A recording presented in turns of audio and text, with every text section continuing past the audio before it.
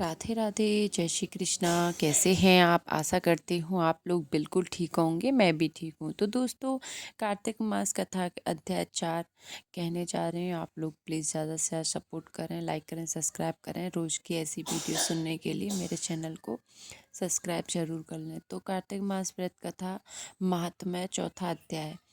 तो चौथे अध्याय में, कार्तिक मास व्रत कथा के चौथे अध्याय में भगवान ऋषि सूतक नारद जी को आगे बताते हैं कि भगवान मछली के समान रूप धारण कर वेदव्यास कश्यप ऋषि की अंजलि में आ पहुँचे। मछली ना तो कमंडल और ना ही तालाब में समा रही थी। तो चलिए हम कथा का अच्छे से पढ़ते हैं। तो नारद जी बोले, ऐसा कहकर विष्णु भगवान मछली के समान रूप धारण कर विद्यावास कश्यप ऋषि के अंजलि में आ पहुँचे।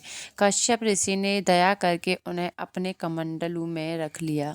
जब उनके कमंडल में न समा सके तब उन्हें कुएं में डाल दिया। जब उसमें भी वह मछली ना समा सकी तब उसे तालाब में फेंक दिया, और जब तालाब में भी न समा सकी तब उसे समुद्र में डाल दिया। वहाँ भी वह बढ़ने लगी। इसके उपरांत उस नारायण रूपी मत्स्य ने शतकासुर को मारा। तत्पश्चात उस संकट को हाथ में लेकर बद्रिकारण्य में आ पहुँचे। बद्रिया नारायण में सब मुनियों को बुलाकर आज्ञा दी। विष्णु ने कहा, पानी में इधर उधर फैले हुए वेदों को ढूंढो। शीघ्र ही आप लोग रहस्य मुक्त वेदों को जल से निकालकर शीघ्र मेरे पास ले आवें। इतने काल तक मैं देवताओं के साथ प्रयाग में ठहरा हूँ। राजा पृथु ने नारद जी से कहा। उसके पश्चात उसने अपने तपोबल से समस्त ऋषियों ने यज्ञ बीजों के सहित सब वेद मंत्रों को ढूंढ निकाला। उन वेद मंत्रों में से जो जो भाग जिस जिस मुनि को मिला वह भाग उस मुनि का हो गया। तत्पश्चात हे राजन, उसी दिन से उस भाग के वे ऋषि मुनि कहलाए। जब सब वेदों को लेकर मुनिगण प्रयाग में आए और ब्रह्मा को उन लोगों ने सब वेद समर्पित कर दिए। सब वेदों को पाकर ब्रह्मा बड़े प्रसन्न हुए। तुरंत ही उन्होंने देवता तथा ऋषियों के साथ अश्वमेध यज्ञ किया। यज्ञ में अंत में देवता, गंधर्व, यज्ञ, नाग और गुहाक गण विष्णु को भूमि में दृढ़वत करके प्रार्थना करने लगे। देवता गणों ने कहा, हे देव, हे जगन्नाथ, हे मेरे प्रभु, हम लोगों की प्रार्थना सुनिए। हम लोगों के हर्ष का समय है, इससे आप हमें वरदान दीजिए। इस स्थान में नष्ट हुए वेद पुनः ब्रह्मा को मिले हैं।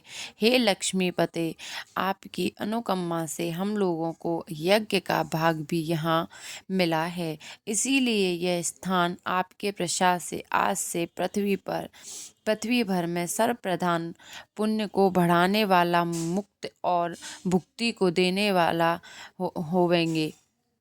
तो महत्यादि महान पापों का नाश करने वाला आज का यह समय भी परम पवित्र और अक्षय फलदाता हो, ऐसा वरदान हम लोगों को दीजिए। श्री विष्णु भगवान ने कहा, आप लोगों ने जो कुछ कहा वह हमारा भी श्रेय है। ऐसा आप लोगों ने मुझसे कहा है, वैसा ही यह ब्रह्म क्षेत्र जगत प्रसिद्ध होगा। सूर्य वंश में उत्पन्न राजा गंगा जी को यहाँ पर लावेंगे और गंगा जी का सूर्य पुत्री यमुना जी के साथ यहाँ पर संगम होगा।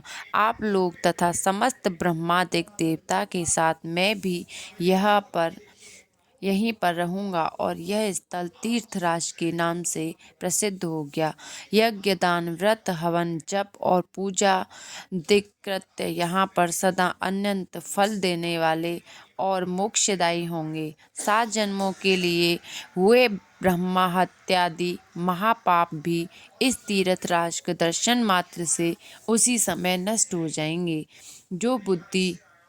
जो बुद्धिमान मनुष्य मेरे सन्निकट तीर्थराज में शरीर त्याग करके वे मेरे ही शरीर में मिल जाएंगे, फिर उनका पुनः जन्म नहीं होगा। आशा करती हूँ आपको ये वीडियो पसंद आई होगी।